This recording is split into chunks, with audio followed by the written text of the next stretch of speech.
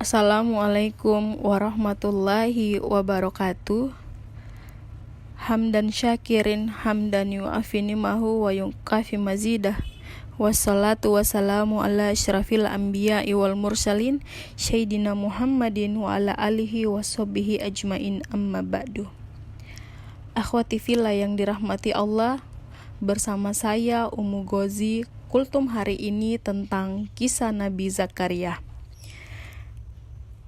Zakaria alaihi salam adalah seorang nabi Allah yang menghabiskan umurnya dalam berdakwah dan beribadah kepada Allah di Masjid Suci Al-Quds.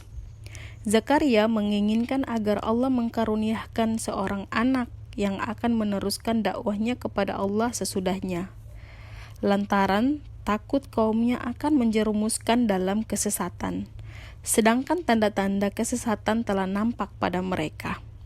Akan tetapi, karena usianya yang sudah lanjut dan istrinya yang mandul, semua itu telah melemahkan harapannya untuk mendapatkan anak. Sebagai orang beriman, Zakaria tahu bahwa kekuasaan Allah itu tidak bisa dihalangi. Pada suatu hari, ia masuk menemui Maryam yang sedang beribadah di dalam mihrab. Ternyata ia mendapati makanan, minuman, dan buah-buahan yang belum waktunya ada. Zakaria bertanya, "Dari mana engkau mendapatkan rezeki ini?" Maryam menjawab, Ini berasal dari Allah yang memberi rezeki kepada siapa saja yang ia hendaki tanpa perhitungan." Tatkala Zakaria melihat tanda-tanda Allah yang cemerlang dan penghormatannya kepada Maryam yang beriman dan taat beribadah, ia pun mendorong untuk memohon kepada Tuhannya. Allah Subhanahu wa Ta'ala berfirman, di sana Zakaria memohon kepada Tuhannya seraya berkata, "Wahai Tuhanku, berilah aku anak yang saleh. Sesungguhnya Engkau mendengar doa-doa." Quran Surat Ali Imran ayat 38. Allah mengabulkan doa Zakaria dan mengutus malaikat kepadanya untuk memberitahukan bahwa Allah Ta'ala akan mengkaruniakannya seorang anak yang bernama Yahya. Nama ini khusus baginya karena belum pernah ada orang yang memakai nama ini. Ia mendapat berkah dari Allah dan menjadi orang yang beriman kepada Allah serta pemimpin dan kaumnya yang menjauhi hawa nafsu. Zakaria heran mendengar kabar ini karena ia sudah tua dan istrinya seorang yang mandul, tidak pernah melahirkan di masa mudanya.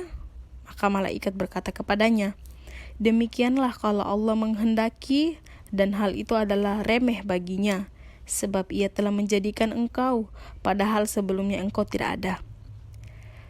Ketika itu Zakaria memohon kepada Tuhannya agar memberi tanda baginya, sehingga bisa diketahui dari tanda itu bahwa istrinya sedang hamil. Maka Allah memberitahu kepadanya bahwa tandanya ia tidak dapat berbicara dan bertukar pikiran dengan manusia, kecuali dengan isyarat tangan, mata, menggoyangkan kepala atau yang semacam itu. Dan hal itu berlangsung selama 3 hari.